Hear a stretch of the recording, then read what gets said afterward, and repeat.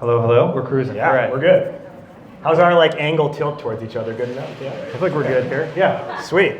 Hey. Mike, thank you for being here. Thanks for having me. A lot of people were super excited to have you here, or to get to hear your story and everything like that. So we're gonna walk it back, and we're gonna go in the Wayback Machine. We're gonna talk about the Foxtrot journey, your story, all that stuff.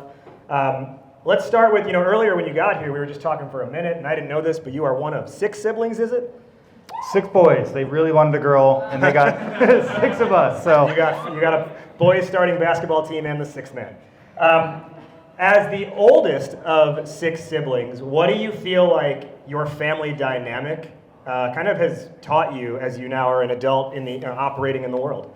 I think operating through chaos is probably a good one. Taking ownership and responsibility, right? Like, you're the oldest of 6. Our parents love us. Our house was very, very fun, but there's only so much time to go around. So if you want to get something done, it's on you. Like, no one's going to do it for you. And I think that mentality has hopefully been helpful in building a company. Now, in a run of siblings, it's actually not that common that the oldest would end up in entrepreneurship. Usually the oldest goes like the safest route, and then the middle or the younger, has a chance to screw up, basically. Did you feel like an extra burden on your shoulders or a weight on your shoulders? I was doing really good on the safe route, like really good. I had no intention of starting a company. This is way too hard. So, I grew up in the suburbs of Chicago, ended up at Illinois for undergrad, which was great. Ended up down in Austin, Texas, doing investment banking, back up here, doing private equity. So just like standard stuff. I ended up getting into University of Chicago for business school, which I was like ecstatic about. I couldn't believe it. So I moved back up here for that, and had every intention of, going back into finance and buying widget manufacturers and whatever, and then somehow took a really hard left turn into convenience stores. So I am as surprised as anyone. My parents were like, what the fuck is going on here? This is like not what we had planned.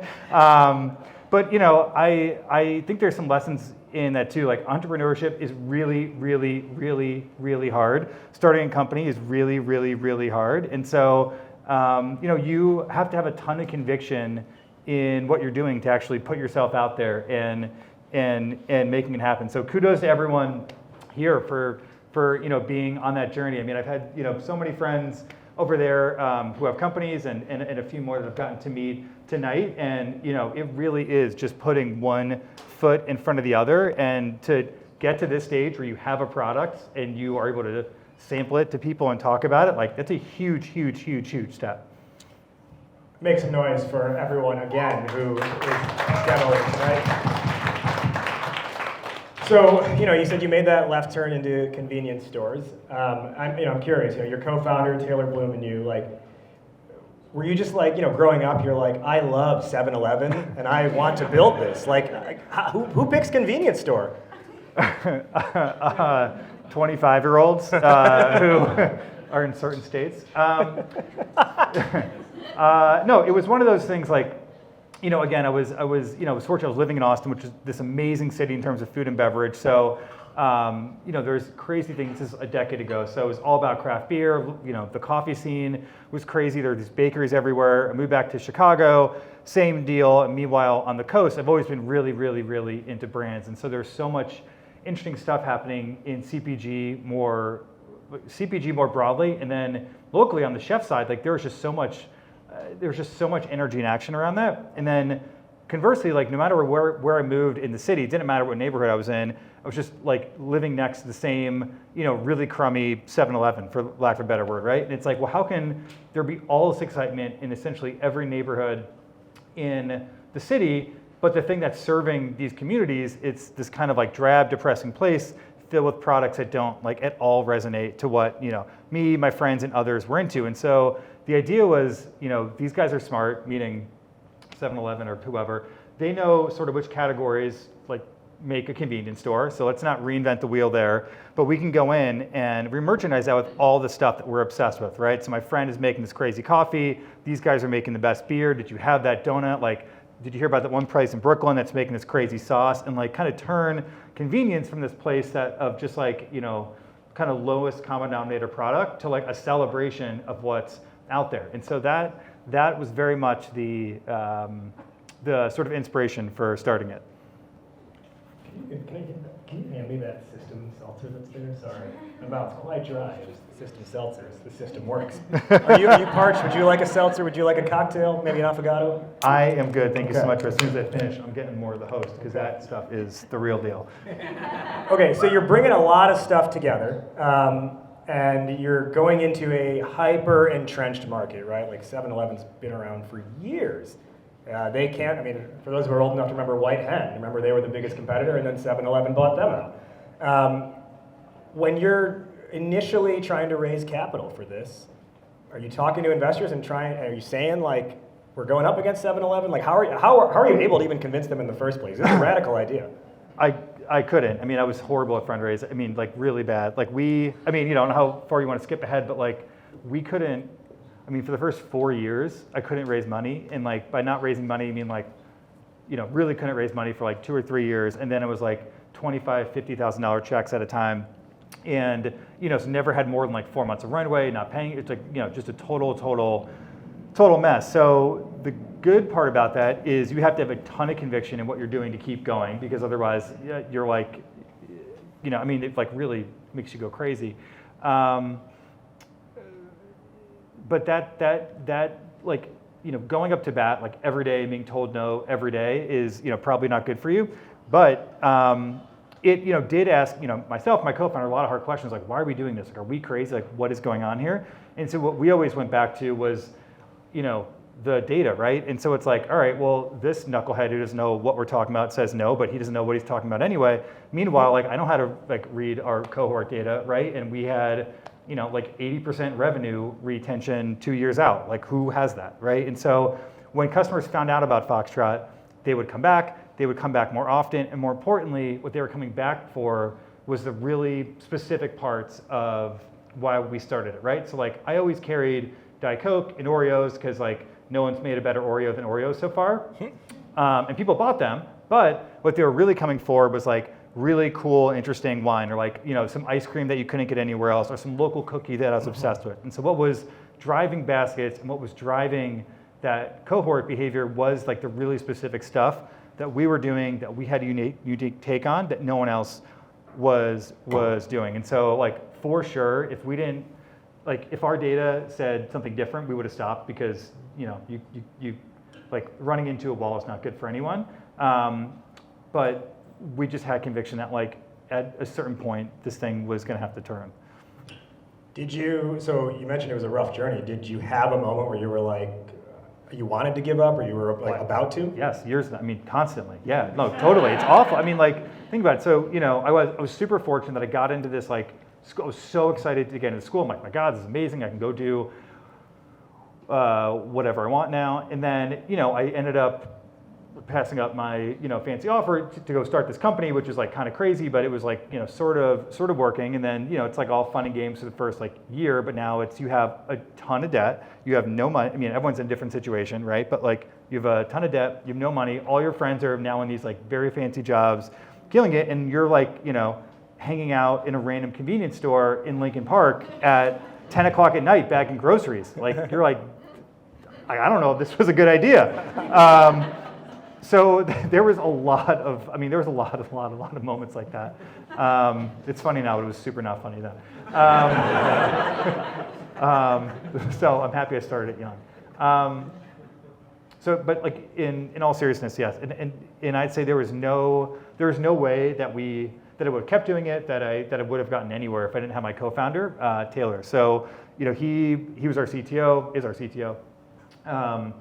And, we went in it together, and it was one of those things, that he trusted me completely on the brand side, on essentially what is Foxtrot and making that happen. I had trusted him completely on everything technical, and, now everyone knows the stores, but when we first started, for the first 3 years, there was no stores. It was all online. The whole thing was about delivery. That was kind of the novel, interesting thing at the time. And it was one of those things like, like no one else gets what you're going through when you're doing it. And so if I didn't have him, there's like no chance I would have kept going. I didn't know that the start of it was just delivery, because I think I probably like started, becoming a customer of the brand in the last like 3-4 years, I'd say. But it sounds like you had a pretty methodical approach about this. You weren't trying to do everything at the same time. You were like, there's a clear order. Can you kind of just walk us through like the timeline of where you started to how it grew? The first version of the company, again, this is like 10 years ago. So this is like, I think Instacart had like just started that year, like Postmates maybe had just started, but the kind of conceptual thing behind it was like convenience we saw was like the last big category to come online, right? So Seamless is big and Grubhub is big and they're doing crazy, crazy volumes, but for everything that's not a meal, none of that stuff was getting delivered, right? And meanwhile, convenience is like a $700 billion or some crazy number market, right? And so we're like, if people are getting all these meals delivered, there's no reason why they shouldn't be getting, like ice cream and wine and all these other things delivered. And at first I thought there was some legal reason behind it, like you couldn't deliver wine, you couldn't deliver beer. And it was one of those things where like it wasn't explicitly not legal, it just kind of like was nothing. So we took that and ran with it. And we were very, very asset light, right? We had Tay built the tech, and I made the joke about the random convenience store in Lincoln Park. It's like literally what it was. It was like it's a place called Milk and More. It was fun. And so like orders, customers always thought it was coming from us. Our value was really about the brand and the curation and surfacing these things. But when the order went through, someone or us at the convenience store would like bag it up. Another local delivery company would come deliver it, and we were just this like thing in the middle, right? And like, so that was great because we could sort of prove out the thesis, prove out, a lot of what we wanted it to be. But ultimately, like the value of Foxtrot wasn't the curation, wasn't finding these cool new products. And so when I tried to get them to carry stuff that I wanted, like he's like, dude, I'm not like trying to, like you can keep buying stuff here, but like this isn't like a partnership kind of thing. I was like, all right, well, if I'm going to scale this up, like I got to get a hold of my own inventory. One, to curate the products, but two, to make any real margin off this thing. Like we couldn't raise any money, so we had to like make a profit. And so that was kind of very much the journey. I think then, so as you started to like gather, there are so many up and coming brands at Foxtrot. As you started to like have those conversations, we often think in the startup game like the importance of convincing investors, but I have to imagine in this case, just if not more important, was trying to convince these like partner brands to take a gamble on placing their brand in your hands, right? Totally. Like so, it was like now it's a bit of the inverse, but for the first, like no one knew who the hell we were because we were nothing. Also, we were in Chicago, and also none of this stuff got sold online, right? So like we were it's a random example, but like we were the first, partner for Harry's, like the shaving company, right? So like why is that important? Because they had a really big following with guys who who would spend money on like cool whiskeys and beers, right? And so we would carry brands like that because then they would email their customer base like, hey, you can now get your Harry's razor delivered in under an hour, and that was our customer acquisition. And so it was very much one of those things like, you totally have to fake it till you make it, but if you can get like one or two of these really interesting, cool brands to say yes, and it's way easier to get the third and way easier to get the fourth, right? And then you kind of become this thing where it's like, well, actually, people are calling you to get on the shelf. So yeah, but for those first, however many years, it was very much us trying to convince them versus vice versa. Sounds like then that like one of the keys was finding like the adjacency in what the customer would want. Like a Harry's razor means a consumer who wants this style of whiskey and this something else. And that, as you went to other brands, were you thinking about it in that same sort of strategic way? Yeah, at the end of the day, Foxtrot is a brand. Like that's what, we've gone from a under an hour convenience delivery service to essentially, 40% of our business right now is coffee, or 35 or something, right? Don't quote me on that. But like big percentages, right? So how can you move from something that seems so disparate? It's having a really, really, really strong brand, and that takes, that's design, that's creative, that's curation. It's really, it's really everything, right? So you have to be very, for a consumer brand anyway, really, really, really, really intentional about that, because it does then allow you to flex into different spaces as you continue to grow. This is not the mic, this is the drink. The system works. When you don't want it, you have it. Let's talk about the brand for a little bit. It has really become an iconic brand for anyone who interacts with it. How do you get the name Foxtrot, the logo? Talk us through, and what does brand mean to you, and what does it entail? Yeah, so to me, like brand isn't really the name or the logo. It is like just sort of the, I don't know, gotta think of a better word than this, but like it's everything, right? Like every decision you make is the brand. And actually that's been a really hard thing in scaling the company. Like at first I didn't have to explain the brand. I knew what the brand was. It was this, not that. And like, this is what we're doing. Like who was I gonna explain it to? It was me and Taylor. You know, as you onboard people and you onboard people who have much more experience than you and they're great and they're coming from other backgrounds, like having to explain why we would carry, you know, a certain product but not another product that looks similar, but actually it's like totally, it's like hard to put those differences in there, but it's really, really, really important. And so we, you know, from a design perspective, even when we were very small, we always had a really specific take on design, which was helpful in the early days because it made us look way bigger than we were, which was really, really important. And from a customer standpoint, like it also made customers, I think, more comfortable like using us and like giving us money to go bring them things, right? Like when you don't look sketchy, people are down to buy $70 bottles of wine from you. Like that's awesome. So that really had a lot to do with it. But you know, then it became helpful in fundraising, and then it became helpful in recruiting because you know people want to work with brands that are interesting. As far as the name, I mean, you know, so when I started this, I was 5. Taylor was like 23, some sort of boy genius, graduated college at 20 kind of deal. Okay. And we were delivering beer and wine, and we really didn't want it to be this like bros delivering booze app. Like that was never my vision for the company. And I knew like no matter what we did, people were gonna think it's like, oh, it's these two really bro-y dudes delivering booze. So that being that, I'm like nothing in the name could have anything to do with alcohol in it. Like nothing should have to do with delivery. And it's gotta be something that it's kind of like ambiguous enough to let us like morph into whatever the company's gonna become. And so someone's girlfriend at the time, now wife, suggested Foxtrot, and I kind of loved it because it was like, you know, at the time we're a delivery service, and a fox is like a swift moving animal that, you know, comes at you. I thought that was kind of cool. I thought we could get a cool logo out of it, and you know, I thought if it became anything, you know, we'd change it. And of course, like now I love it, right? Like it's sort of singular. It feels really, really strong. It allows us to flex, and it kind of, you know, puts us like it's not confused for anything, which I think is really, really important. And I think too, one of the things you've achieved, which is very, very hard, like a very small percent of companies get here, but like it's become a verb as well as a noun, right? Like you can Uber something or you can Foxtrot it, right? It's not go on the Foxtrot app and order it. It's, oh, I Foxtrotted it. And that, I think, just give them a round of applause for just how like incredible that accomplishment is. And I want to know from the audience here, like, raise your hand if you've ever ordered wine from Foxtrot before. A lot of you. Raise your hand if you've ever had a coffee at Foxtrot. Even more. Have you ever ordered any of their cafe items, like their baked goods or their fresh meals?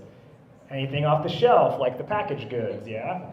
And there's even some, you know, there's some off-the-shelf things too, like adult toys are also sold through Foxtrot. Something like that, like when you're like, okay, we've got milk, we've got coffee, vibrator. How do you be like, we're gonna have that too? It's part of the brand, right? Like the brand is about curation. It's about being fun and playful and knowing and, you know, sort of having like a wink there, right? Like it's a convenience store. Like convenience stores sell bongs and papers and all kinds of weird like pills and shit. So, you know, like that's not our game. But like when something like, you know, Maud comes out or Dame comes out, like it's a beautiful brand. They're like, you know, doing it in a really interesting way. They are really striking a chord with customers. Those customers are our customers. So like pair it with a bottle of wine and let's go. Like it's a really, really fun. And, you know, like I also think things like that are, I'll stop talking about this in a minute, but like fundraising is really, really, really, really, really hard, as all of you know. It's so hard, and deals die at the last minute all the time, like they just do. And we were trying to get our Series B together. We had no cash left, but it's like this great deal, and we got it together, and it was going to close on like the day after Valentine's Day. And I was just like running, you know, I was like, the one time I was like not in the weeds. So anyway, we launched that big Valentine's Day collection like the day before, and I'm like, oh my, it's like all of our press and comms were about all these fun toys, and I'm like, oh my God, if this thing backfires and our deal falls apart because of this, I'm gonna be so screwed. But they didn't, and they loved it. So, but no, I mean, like if you're a young challenger brand, like you have to take calculated, it's not even a risk. You just have to know who you are and be confident about it. So then, so as a challenger brand, like if we look at Foxtrot, it is a delivery app. It is a retail storefront. It is a cafe. I mean, you could almost say it's like a co-working area to some extent, right? It's got packaged goods. It's got fresh goods. It's sometimes a pizzeria to some extent too, right? So with all of these things built into, and it's incredibly sophisticated technology on the back end that powers all of this. And we kind of started this with, there was 7-Eleven, and 7-Eleven operates in the category of convenience stores. Do you see Foxtrot in a different category, or is it in that category going right up against something like 7-Eleven? I view it much more as a lifestyle brand. So I don't know if our board or others would agree with that, but that's how I've always built it, right? Like, if people love the brand, they'll follow you in different directions, right? Like, coffee was not part, we'd sold 0 coffee 5 years ago, and now it's a meaningful part of our business. Same with cafe, we sell a bunch of merch. Private label is now a pretty big part of our business. So, taking all the data and insight that we have on our BI platform, and then we have this, awesome creative team and a great sourcing team, right? So we can say, like a good example is in wine. So right now, like 5 out of our top 8 wines are all private label. None of them say Foxtrot on them. They're all these other brands that we make up. The quality of the juice for the price is like so much better than what you'd find on the shelf otherwise. But because customers trust, hey, if it's on the shelf, Foxtrot must have vetted it and they must like it, it allows us to do things like that, right? So we can drive a much higher margin on those wines. It's a way better product for the customer, and ultimately you're only going to be able to get those things at Foxtrot. That's what you can do when you have a lifestyle brand. So to me, like, it's not a convenience store, it's not a delivery service, like it's a brand that can extend itself in different ways. Let's talk a little bit about, you talk about like being able to have those nice margins. Let's talk a little bit about like the pricing strategy. One of the things like my wife and I will always, and she's here, raise your hand, wife. Woo! Mrs. Hype in the house. So one of the things, like, because we frequently will get a push notification that's like, oh, it's snowing, here's $10 off. Like, and we're like, do they just not give a shit about making money? Because like, we'll get stuff all the time that's like free delivery, like free this if you purchase this, $5 off, 15% off. Like, how are you able to operate like with so many of these like different promotions going on at any given time? Give us a little bit of window into the pricing and promotion strategy. So I might give you a little window into you. Let's go. If you are getting all these promotions, it means that you ain't ordering delivery that much. So I was like completely allergic to sales forever. Like nothing's ever on sale. Pretty allergic to promotions unless there was a really clear like re-engagement payback, right? Because we were up in this. I mean, this has kind of gone away, but like especially the last couple of years when like there's free money and like we raised a ton, but like our competitors raised like totally crazy amounts, and there was just everyone's like laden with promo codes, and so our play had to be like you are coming to us because you want to come to us. Like we cannot play a promo code game because like you're never going to win. It's a race to the bottom, and so the only time that we use, also the caveat that haven't really been running it for the last 6 months. If you're getting them then, that could be interesting. But our strategy was always if they've been a good customer in the past, or if they're a really good customer in retail, but they're not using us for the online channels, let's give them a hook to get them online. Because what all of our data, I mean, it's not rocket science, but like our retail customers are worth X, our online customers are worth Y, but the omnichannel customers were this crazy good cohort, and we knew once we got you to kind of cross the chasm, that's where the magic was. So most of our promo codes, as of whatever, 6 months ago, almost essentially all of them were aimed at getting either retail customers to try delivery, to get delivery customers to go into a store, or vice versa. You mentioned earlier the struggle with fundraising for so long until it kind of finally hit. If you're not aware at this point, if I have my research right, Foxtrot has raised $194 million in funding. Give that a round Too of applause. As we come back to sort of that part of the story, what did you kind of feel was like, I guess let me ask it this way. With each round that was coming in or each check that was coming in, were you feeling an added sense of pressure or like a release because now you had runway? The Series A and B was definitely like release, like, oh my God, I can actually, like, I mean, we literally never had more than 6 months of runway before that, which is a terrible way to run a company, but also like a horrendous way to live. Totally. Whoa. Siri got activated. Yeah. So that was much more like, actually go out there and like do what we want. Like, you know, I felt way more pressure before that Series A came in because all the money that we had raised was not necessarily friends and family. Like, you know, it's not like we'd had a bunch of rich people around, but someone who was like one step removed, but more like personal people, right? So I'm like, shit, this thing goes under. Like, I know that guy knows, you know, like, I don't want to lose their money. Like, you know, like I don't want to lose anyone's money. And so there is kind of this nice thing that switches of like, okay, now we've got professional investors on board. Now we actually have a board. This thing is professionalized and we can run it in a much more structured way. So for us, it was this big like relief more so than like pressure. Like we weren't ever, yeah, I would say that. Yeah. I'm curious about like with this growth. What is it? Yes. Oh, okay. Yeah, that was happening to me too. The wedding ring hits the mic. That's how you know we're not hiding the wedding ring. With this like sort of progressive growth and at some point kind of like hyperscaling, it does mean that the things like you love doing, you have to start slowly like letting go of those or quickly letting go of those reins. Now, at this point, you're chairman and a new CEO has been put in, but I want to still talk about when you were still CEO. What were some of the things that like, maybe from the first few years, you were like, oh, this is like my favorite thing, and then you had to let go of that?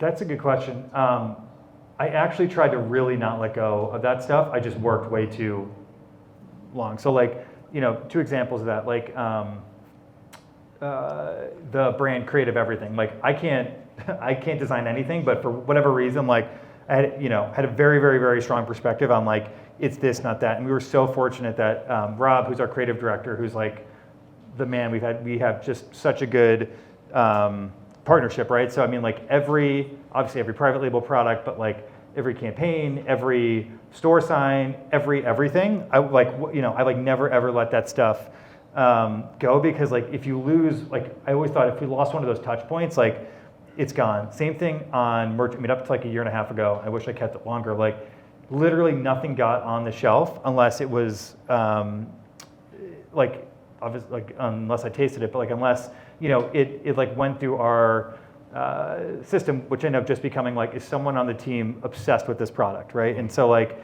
because otherwise it kind of becomes, in our business anyway, it's like too easy to be like, oh, there's this like beautifully branded millennial, you know, nootropic mushroom, whatever it is.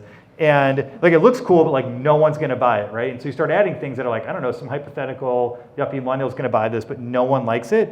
And like if you do that and people start coming to the store and there's stuff on the shelf that like they buy and they spend their money on and it's like actually not that great, it's the best way to like erode all that trust. So merchandise we kept, and then the like last one that was big for me that, you know, fight's probably too strong of a word, but got in a lot of disagreements with my ops team as I started hiring these operations leaders who had so much more experience than me and knew what they were doing and I was making it up along the way, was I insisted on being the last interview for every single store manager. Because I'm like, you know, we don't have that many stores and like, if we don't have amazing store managers, like what else? Like if you walk in the store and have a bad experience, like what else matters? Like everything we're doing here, like it doesn't matter. So you know, what I tried to do was like make sure that I had systems in place for those kind of key areas, because I'm like, if we're able to keep these things consistent, then you know, we'll be able to deliver on the customer promise, and then that should take care of the rest.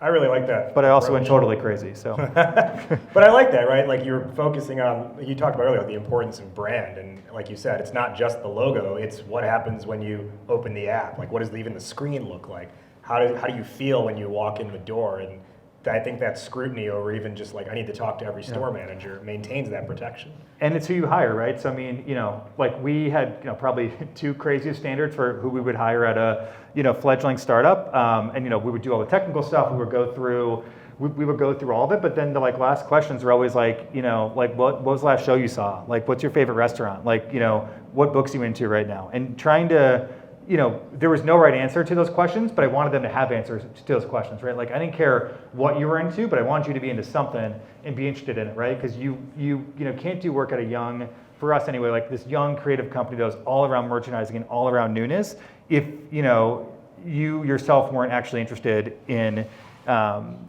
those things. So we tried really, really hard to set that as a culture for the company. What was your last show, Mike? Oh, Jesus. I had twins a year ago, so less shows now. What is my last show? I had to have gone to something since Windy City Smokeout. Windy City Smokeout? Yeah, but that was in the last summer. There's no way that was last Well, one. you had twins a year ago, so I mean. I know. It's all a blur. It'll come back. Don't worry. With everything that's been put on Foxtrot shelves over the years, what are some of your just like kind of all-time top favorite brands or products? That's a good question. I've loved learning about wine. So like when I started, like we carried wine. I was like, again, 25. Like I don't know anything about wine, drinking beer. And so I'll give you a real answer, but my cop-out answer is like, so Dylan, who runs our beverage program, who's like just absolutely amazing, getting to like get in the wine world and not like a nerdy, obnoxious way. We did. Oh no, did it? Yeah, So, We can hear you. Yeah, can you guys hear me? Yeah. Cool, all right. So anyway, like getting to like dive deep in the wine world has been really fun. It's allowed us to have this big perspective on wine. In terms of brands, like I still love Carol's Cookies. It was it was on our first menu. It's never left. It's like this grandma up in Highland Park. The cookies are amazing. The packaging, I don't think they've thought about in 35 years, and like it doesn't matter because it is like fantastic. So I love Carol's. I think the packaging is what Carol, like, it's Carol's packaging. Dude, Carol's the best. What else has been really, really good? Gemma is probably my new favorite product. So it's this amazing pasta in sauce. It's made right here in Chicago. Chef Tony runs it, but it is like mind-blowingly, like I am completely obsessed with it. So I'd say that for now. Down in Dallas, we have this pretty crazy queso, Sarah Jane's queso. It's currently only sold in Foxtrot and her hairdresser's place. So I'm not like 1,000% sure it's gone through any like food safety, whatever. But like it's incredible. And so stuff like that's been fun. Okay, you can hear me, yeah? Yeah. Okay. Almost a year ago, you stepped down as the CEO, Yep. and Liz Williams, your CFO, was promoted to CEO.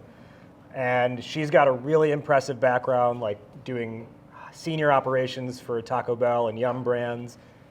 She also was the CEO of Dry Bar, I believe, which is the hair salon, right? Blowout bar, right, specifically? Yes, okay. Talk to us about like the emotion behind stepping away as CEO, and then also, with Liz's background and the future of Foxtrot, what's the vision she's kind of now tasked with bringing to life? Yeah, so a lot of it was that transition that we talked about. So going from this, like tech forward, e-com only, convenience store curator to, now whatever, 70-something% of our sales are in retail. And of those, almost half of them are in coffee, cafe, prepared food. So long story short, it's essentially now a QSR that's got a really big market business and a really big e-com business attached to it. That's a completely different business, right? And given the fact that we've raised this like crazy amount of money, we've got to go open up a lot of stores for them, for our investors to, get to the size and the returns that they need. And so, and also I've been running this thing for like 9 years. I'm essentially went totally crazy by the end, plus had these kids, yada, yada, yada. And so it's just a lot. I mean, it was a lot at once. And as I looked at what had to happen next, it was such an operational game, right? Like the brand is in a really good spot. Like I'm obviously still attached to the business. We have amazing merchants. We have amazing designers. Like that culture's there, but we're gonna win on operations. Operations are super, super, super hard, and like I am not the best operator in the world. And so for us, it was like, all right, I kissed a lot of frogs. I found Liz, who is amazing, and it was one of those things. When you look at it objectively, I'm like, well, if the next couple of years is about opening these stores, having them run really, really, really well, and driving the P&L, like that's what her skill set is. And we worked really, really, really well together. So it was sort of a no-brainer for me to hand the reins over, take the chairman role, and go from there. And it's been a little less than a year, but it's been working really well. In a recent Forbes article, she was quoted as saying, "Getting into Foxtrot is like a badge of honor for up-and-coming brands in the CPG world." And that's a lot different than 7, 8, 9, 10 years ago when you had to really convince people that you were worth them entrusting your brand with. At this point, how is Foxtrot making the decision to say yes, this brand, not this brand? It's a loaded question. It is. It's still more art than science, which makes me really, really happy. So whether you stay on the shelf, that's all science, right? Like, are you selling or not? Like, that's the only thing that sort of matters. But getting on the shelf, we're in the fortunate spot now where we get pitched, all the time on new products. People are coming to our stores. People are, we do all these things, right? But I'd say like probably half of the products that we find are at events like this are, me out in other markets, our merchants out in other markets. And like what we take a huge amount of pride on is finding brands that have never been in retail before. So they're only at farmers markets, right? Or, they like don't have the like packaging, quite right yet, or they don't have whatever quite right yet, but they have total confidence in their product and the product rocks. That's what we want to say yes to, right? Like that is what I want to hold on to for as long as possible. Because if you start putting all this stuff in place, you got to have it packaged in a certain way, get all these certifications and yada, yada, yada. You cut off so many people that are just never going to get into the store. And so you end up with is like a bunch of, people I went to business school with who were awesome, but it's like, they went out for their mushroom nootropic tea and they raised $5 million and they got it beautifully branded. Now it's in the store. There's a place for that. And I love those products, but like the things, like Carol's Cookies or like that queso, or like, there's so many brands where like we want to be that first retail partner. And the part that I still love about the business and what really gets us going is, there's been so many stories of like, we are the first retailer for a product, like it does well. They then take those sales and they go to Mariano's or they go to Whole Foods, right? And then they get that first big purchase order. And eventually like, they end up calling us like, hey, we can't service you anymore because Mariano's buying too much of the stuff. Like, that's all good. Like, that's awesome. So they got to build their business and then we get to welcome in whatever that new product is. So I'm sure at some point someone will be yelling at me about like, regulations and food safety and things that are very important if this is on video. But like we want to be the first yes for these up and coming brands for people of all backgrounds to get on the shelf. Because once you're on the shelf and you have sales data, like that's the great equalizer. Mm-hmm. So it's as if you kind of get to act now as like a live accelerator or incubator of these brands. Mm-hmm. Exactly, yeah. Now, I got to ask this question on behalf of all the showcase startups that are here tonight. Anything that you interacted with tonight that you're like, ooh, that could be good on a Foxtrot shelf? I'm not going to get myself in too much trouble, except for, no, I've had a conversation with like a bunch of you guys, and I'm super easy to find. I'm just Mike at Foxtrot. But like events like these like are how we find like products. I mean, it's like, like this is how it happens. So like, getting on a shelf, our shelf, anyone's shelf is the same thing as fundraising. It's hard and everyone says no until someone says yes. So you just got to kind of, that's what entrepreneurship's about, is just being told no 10 times in a row and like showing up the 11th. By the way, if anyone's ever like, oh, I can't reach out to that person, I don't know their email, you can probably guess it in like 3 tries. Most people's emails are first name dot last name, or first name dot last initial at. I think even like Mark Cuban's email is like Mark at whatever his investment company is. It is, yeah, it's nuts. I mean, the first time it's like just Mark Cuban at Gmail. insane, man. Come on. Last summer during Tech Chicago Week, which was at the top floor of work, one of the events was at the top floor of this Workbox location. Tom Ricketts, the Cubs owner, was the speaker, and I got like a word with him after, and he was like, "Oh yeah, send me an email. It's just tom@cubs.com." And I was like, "Oh, imagine that, Tom@Cubs." That doesn't mean they're going to answer it, but Yeah, they'll see exactly, it. yeah, exactly. Maybe that's actually his assistant who operates his inbox. But anyways, so when we started emailing about this event, you were like, "Hey, like I'm free on this day to talk about it. Let's do a Zoom call." And then that day hit. It was like in November, and very casually, you're like, "Hey, would you mind if we bumped our planning call? We had just announced a major merger, and I need to attend to that." And I was like, "Well, I can't believe you asked if I would mind. Of course, of course I would not mind." But it was a big deal that Foxtrot merged with Dom's Kitchen and Market. Raise your hand if you have been to or have heard of Dom's Kitchen and Market. Yeah, pretty much the whole room. Great. That's a huge deal. What does this merger mean for the future of both brands now? Yeah. So we've known. I mean, when I was in business school, like Bob Mariano was like, I was fortunate to get a couple meetings with him, and he's like, he still is, but like he was like a god at the time, and I'm like, my God, I can't believe he is spending time, talking with me about this. I remember like I went out to stores with him, and I got to see a store through his eyes, and like I met all of these people, and so it was this really kind of full circle moment. We have a lot of shared investors. We, sort of both sides have known each other for a while, and so it's a deal that came together really fast, like, less than a month fast. Wow. And I think in this market, like you have to be really strong, which means you got to get to scale quickly in terms of revenue. You got to get to profitability like yesterday.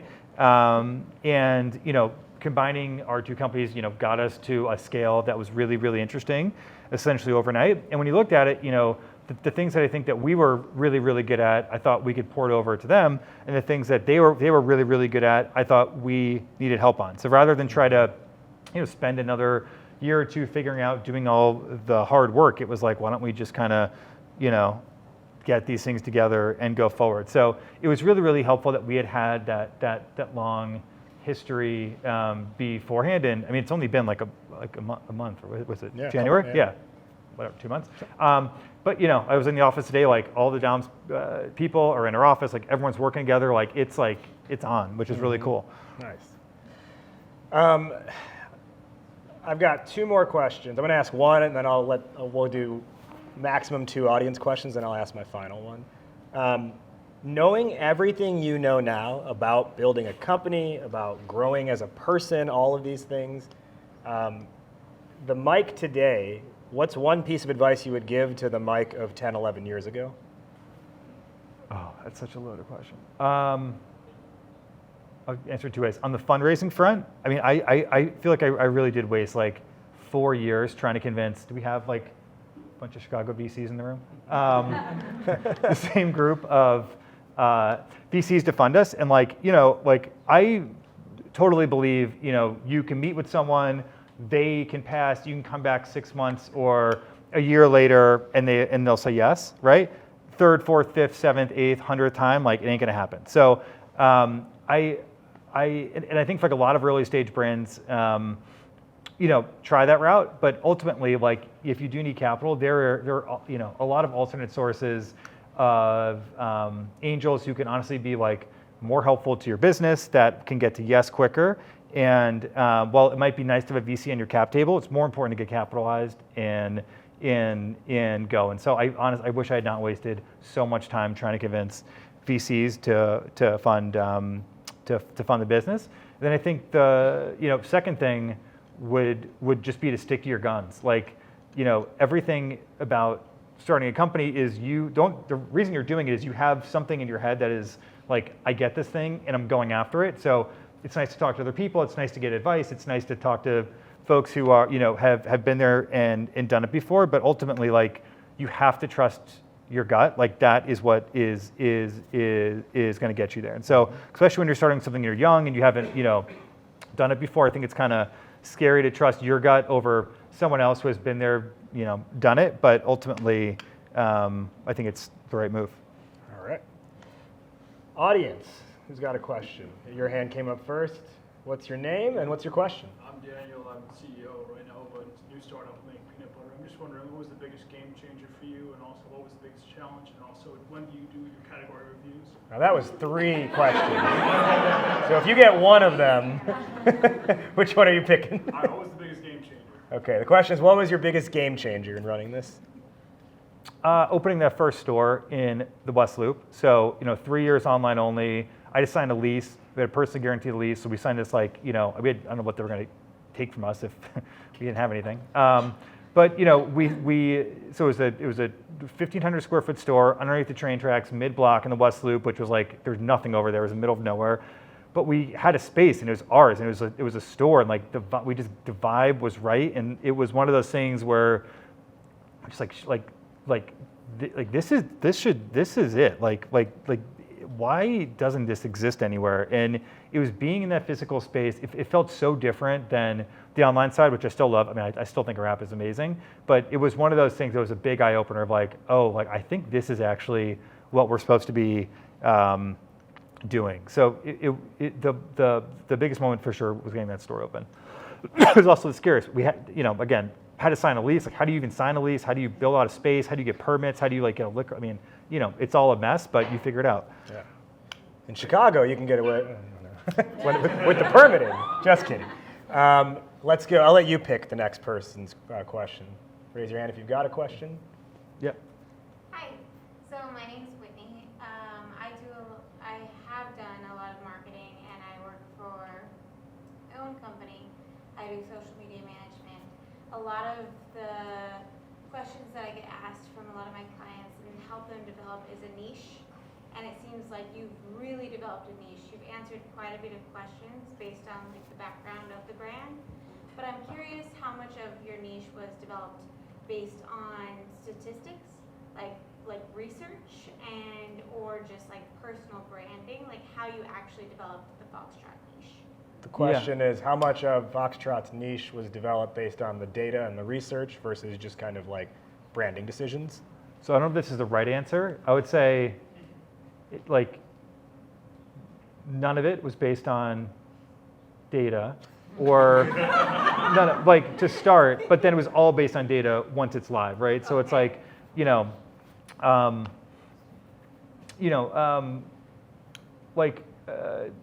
good example. What's a good example? Why do we sell candles or something, right? Because I thought as you're getting a bottle of wine delivered, people might also want candles. We sell a ton of candles, really a ton of candles. There's no data in the universe that's gonna be hey, if you have a convenience store, make sure you have really beautiful $40 candles. At the same time, if I carried them and they didn't sell, they were gone, right? And so I think so much of any one of your competitors that's big, they're smart. It's not hard to run pivot tables on existing things that are already working and figure out what to sell. So you have to have some personal insight as to what you should be doing. I think that's what you got to follow. But then very quickly, the data doesn't lie, so you got to figure out if it's working or not. But it's whatever that specific thing that you see is. I would follow that. Awesome. Thank you. Great question. Okay, my final question. I'm going to extract the audio from this and push it into my podcast feed. And so every episode of my podcast ends in the same way. Goat to Market Show on all your streams, Apple Podcasts, Spotify, and all the other platforms too, YouTube. Anyway, so I always ask everyone I have on my show, this question is the last one. Mike, I want you to fill in the blank. Entrepreneurship is blank. Hard. It needs no further explanation. The co-founder and now the chairman of Foxtrot, Mike LaVitola, everybody.